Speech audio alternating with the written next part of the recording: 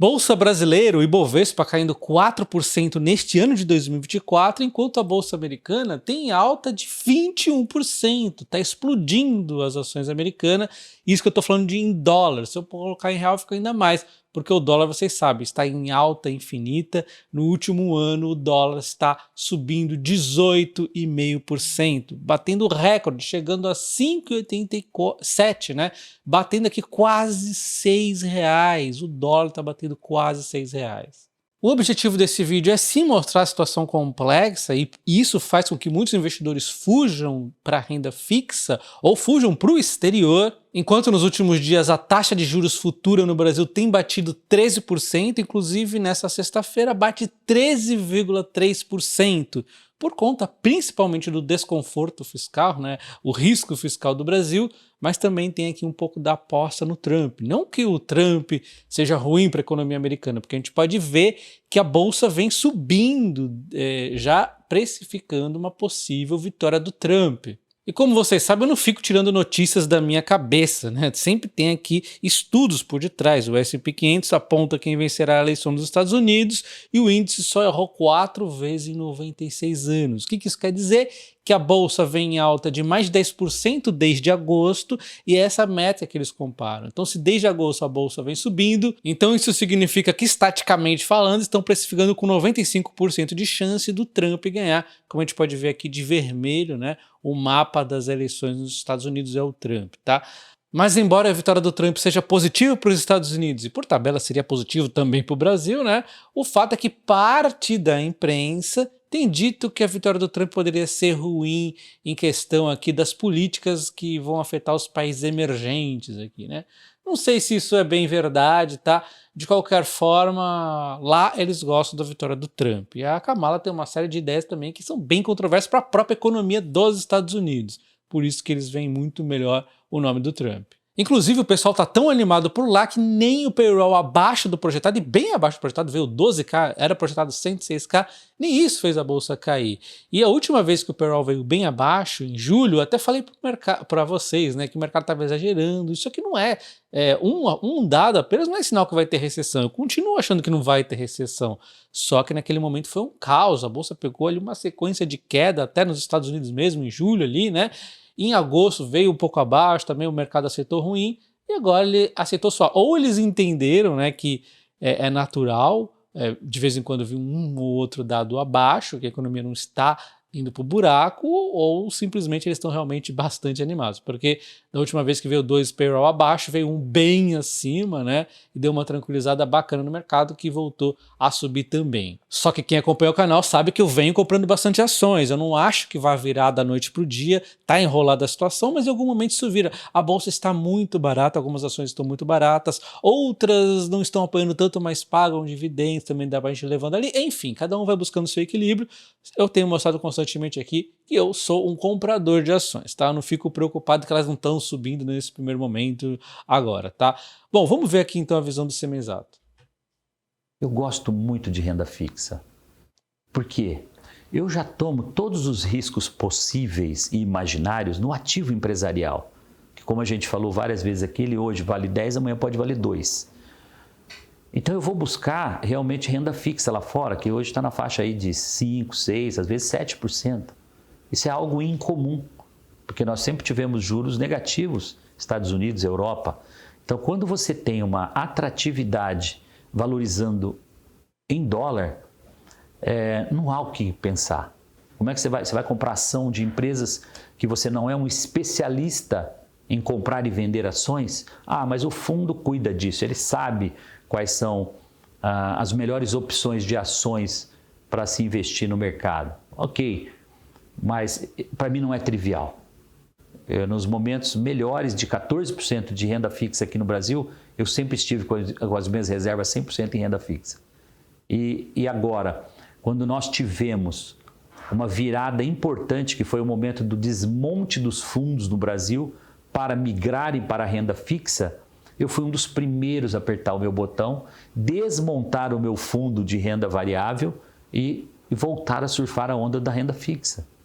Eu também sou empresário, mas o meu valor aqui da minha empresa nem se compara com a empresa dele, né? Então, assim, o que eu quero dizer é o seguinte: para mim não faz sentido eu desmontar as posições e ficar que nem um louco achando que eu vou assentar todos os momentos de compra e de venda. De vez em quando pode acontecer com uma outra ação, mas ficar desmontando e vendendo não faz sentido para mim. Mas você percebeu que para ele faz todo sentido? Assim como para vários outros investidores grandes de muito dinheiro, os caras saem da bolsa por conta disso, né? Assim como os gringos também vão acabar vendo uma atratividade melhor na bolsa, às vezes de outro país, na própria renda fixa deles, né? De vez em quando até na renda fixa brasileira. É assim, os gringos eles têm um leque muito grande de opções. Se o Brasil está todo enrolado aqui, por que o cara vai investir aqui? Inclusive, eu nem sei se vale a pena para os gringos investir na renda fixa brasileira, porque o real tá um caos, né? Bom, então vocês perceberam que toda essa dinâmica desfavorável acaba fazendo o investidor, não somente o gringo, como também o brasileiro, a tirar dinheiro da renda variável e colocar dinheiro na renda fixa ou brasileira ou renda fixa americana, que por enquanto ainda está pagando bem, e até mesmo nas ações americanas. Então o pessoal está tirando dinheiro daqui, é por isso que a bolsa fica tão pressionada. Ela está barata, mas está pressionada. Mas pelo fato dela estar tão barata, talvez em algum momento ela retome alguma alta, né? E o que poderia fazer isso neste curto prazo? Bom, tem o famoso rally de fim de ano, né? Mas ele precisa ser acompanhado de algumas notícias positivas, e uma delas poderia ser o corte de gastos, que é uma coisa essencial, né? E o pessoal está com muita expectativa sobre o pacote o plano de gasto, de corte de gastos aqui que o Haddad e a Tebet vão anunciar. Só que adivinha só, o mercado estava com muita expectativa para essa próxima semana, só que o Haddad ele resolveu viajar para a Europa, ele vai ficar uma semana fora, ele vai voltar no sábado de madrugada. Então esse pacote que tem assim só promessa, não, o que vamos fazer, vamos acontecer, vamos cortar, chegou a hora de cortar, a realidade, não sei o quê, só que eles não deram nenhum detalhes e o que seria divulgado nessa semana vai ficar adiado, tá? E mesmo o que se sabe sobre esse corte de gastos, há quem diga que não é abrangente o suficiente para resolver o nosso problema, mas pode sim dar uma impulsionada na bolsa, mas é como se a bolsa ainda fosse andar com um freio de mão puxado. E quem está dizendo que esse pacote não é o suficiente é ninguém mais, ninguém menos do que o ex-ministro da Fazenda, que ajudou a salvar o Brasil daquele caos do governo Dilma, né? E também foi presidente do Banco Central. Ele, novamente, que eu trago aqui, Henrique Meirelles. Então, o Henrique Meirelles fez uma nova entrevista agora no Brasil Journal, dizendo o que o Brasil precisa fazer para mudar essa situação, que é bastante crítica, segundo ele, tá? Eu sei que muitas pessoas, tanto da direita quanto da esquerda, torcem o nariz pro Henrique Meirelles. Da direita não gostam dele porque ele apoiou o Lula ali até o momento do Lula ganhar as eleições, enquanto os da esquerda não gostam muito dele, porque assim que o Lula ganhou das eleições, ele passou a meter o pau no Lula, falou que o Lula ia dilmar, que boa sorte aos investidores, aquela história toda, né? Mas isso foi porque ele fez uma reunião logo no começo do governo Lula e ele percebeu que o Lula estava ali muito alinhado àquele governo estilo Dilma, né? Gastança, né? Enfim, aquela história toda eu já comentei até mais na semana passada, aliás, as próprias palavras dele nós vimos ali no vídeo, né? Mas aqui eu vou resumir um pouco mais com as minhas palavras o que ele falou aqui para o Brasil Journal nessas expectativas para o Brasil mudar, tá? Bom, então ele diz assim, né, que os cortes não resolvem o problema em definitivo, precisam de reformas estruturais. Ele diz que sim, os cortes são muito bem-vindos e eu digo agora com as minhas palavras que os cortes, se vir relativamente bom ali, já vai ser o suficiente para a Bolsa dar uma engrenadinha. Só que precisa de mais para realmente a Bolsa deslanchar, na minha visão. Até mesmo ele fala que precisa de mais do que esses cortes, né?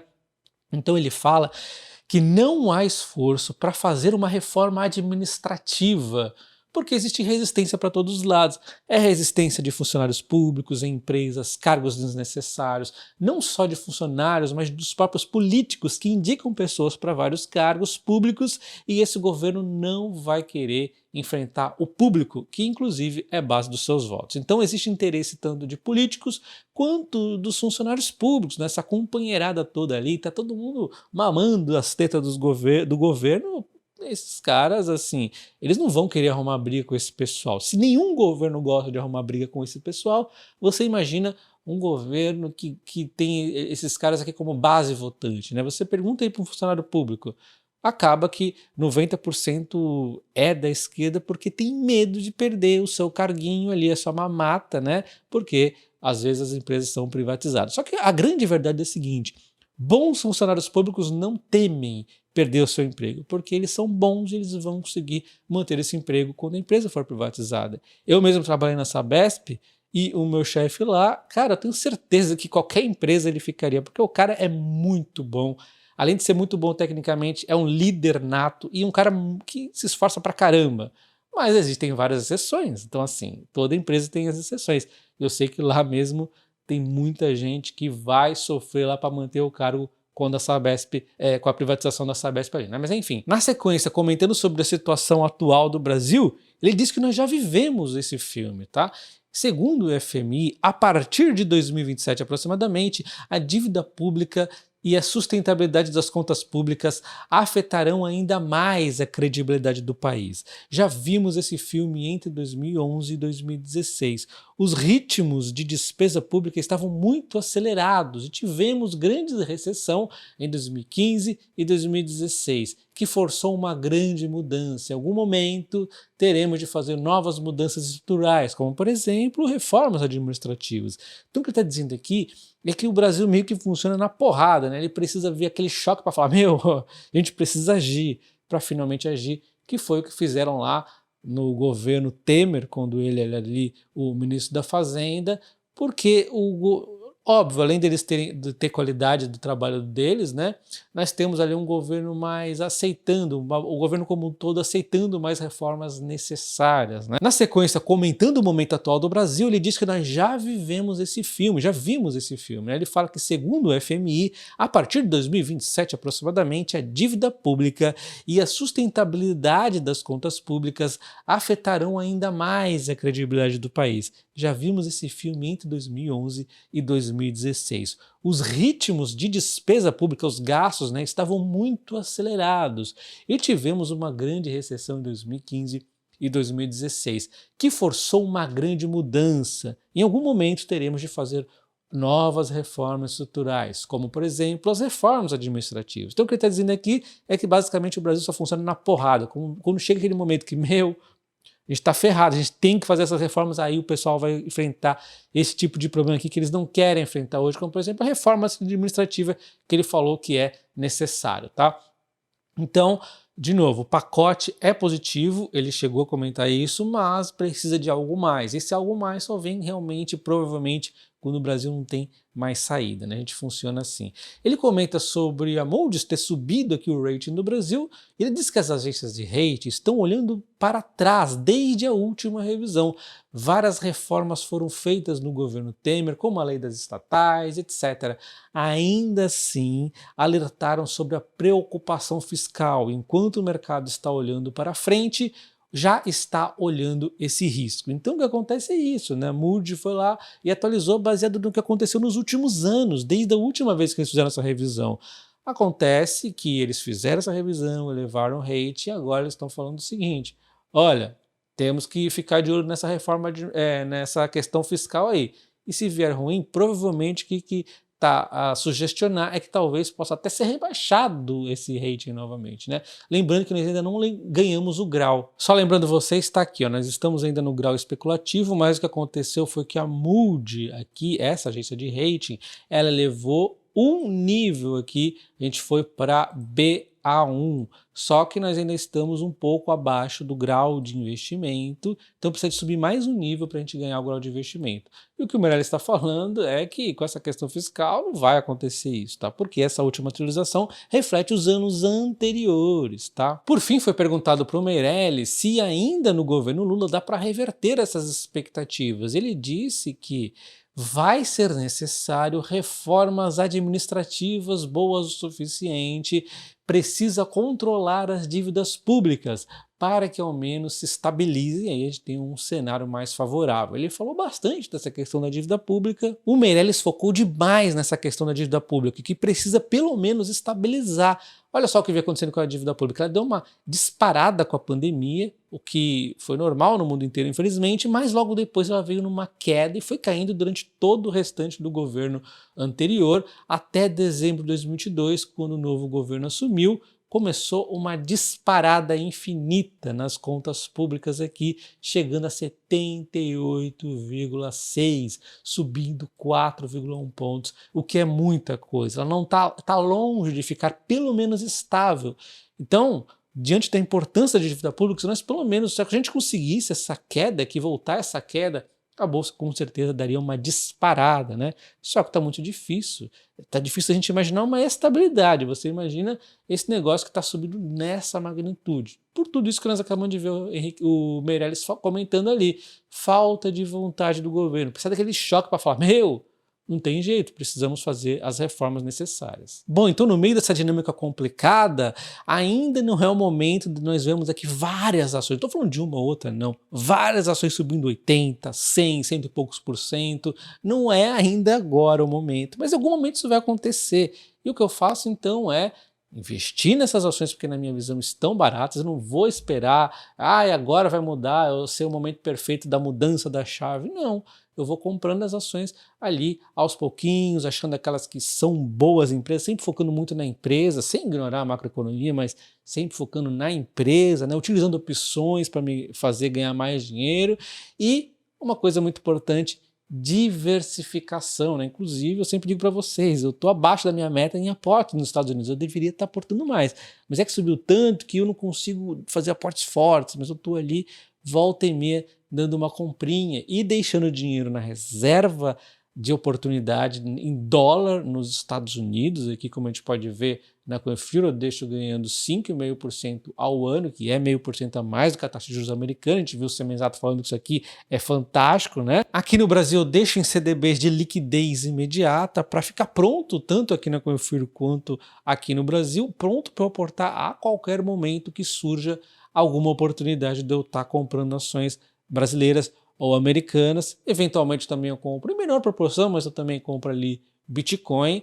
E aí a melhor forma de você ter acesso a todos esses tipos de investimento é a Coinfiro, porque ela não te cobra taxa nenhuma, você pode deixar o seu dinheiro ali em dólar, né, que rende 5,5% ao ano, mais essa maluquice que é o dólar, a valorização do dólar frente ao real, que eu sempre digo para vocês, o que vai acontecer no próximo ano, eu não sei, mas eu sei que nos próximos 10 anos o dólar vai estar maior do que o real, e muito maior, porque sempre é assim, o real é uma porcaria, né?